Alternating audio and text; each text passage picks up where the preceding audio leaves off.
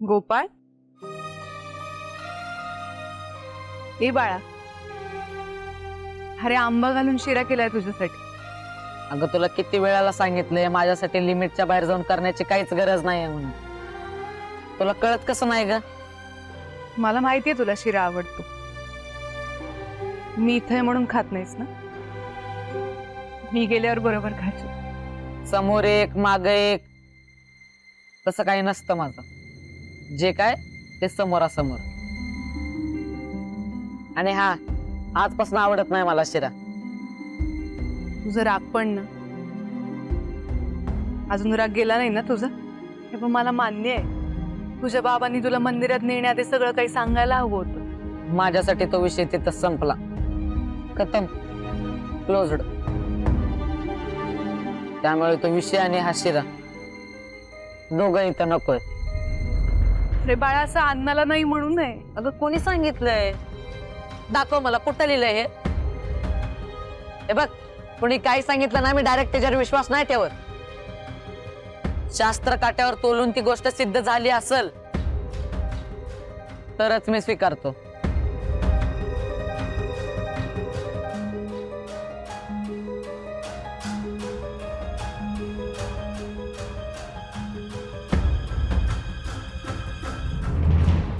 आणि हा, आज मी मंदिरात जे काही बोललो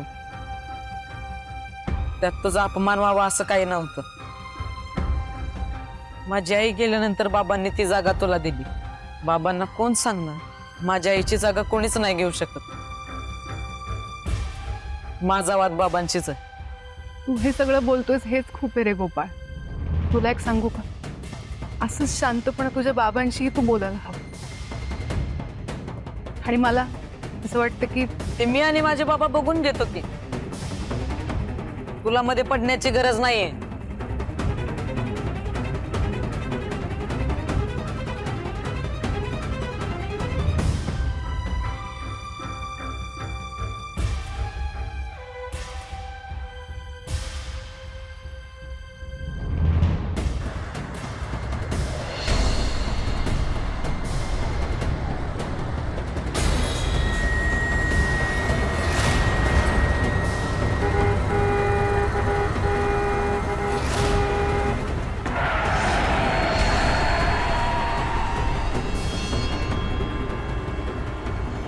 राम कृष्ण हरी.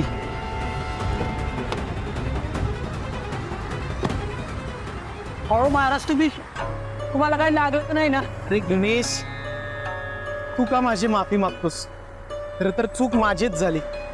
कुठल्या तरी विचारांच्या तंद्रीत हरवलो होतो. रस्ता ओलांडताना ध्यानातच आलं नाही की गाड्या येतील अंगावर.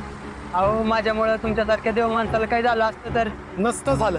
आज विठुरायांनी कुणाचं तरी आयुष्य बदलेल अशी महत्वाची बातमी देण्याचं काम माझ्यावर दिले. नंबर माझा नव्हता. अहो, फार का ठोका चुकविला तुम्ही. आता बातमी काय ते तरी सांगा. सांगणार.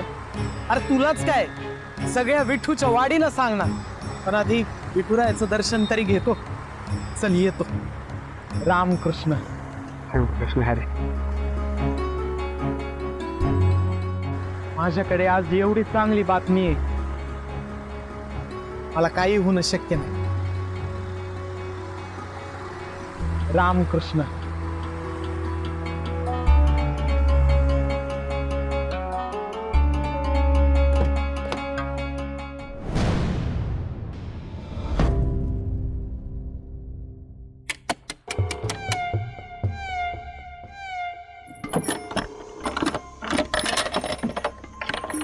इकडे सतत शेंदूर आणायला इतका उशीर?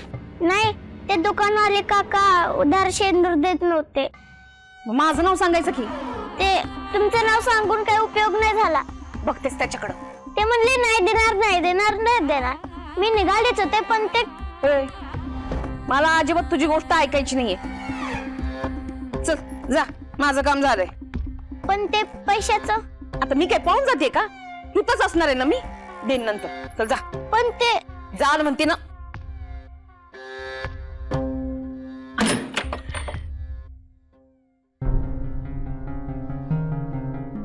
इंदे, एवढ्याची गरज नव्हती ग.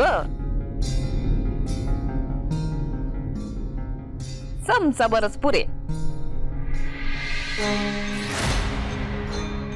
व्यंकू भाऊजी, तुम्ही ज्या पोरीचं दिवसभर नामस्मरण करत असताना त्याच पोरीनं इंदिनं तुमचं तोंड बंद करायचं सामान आणलंय.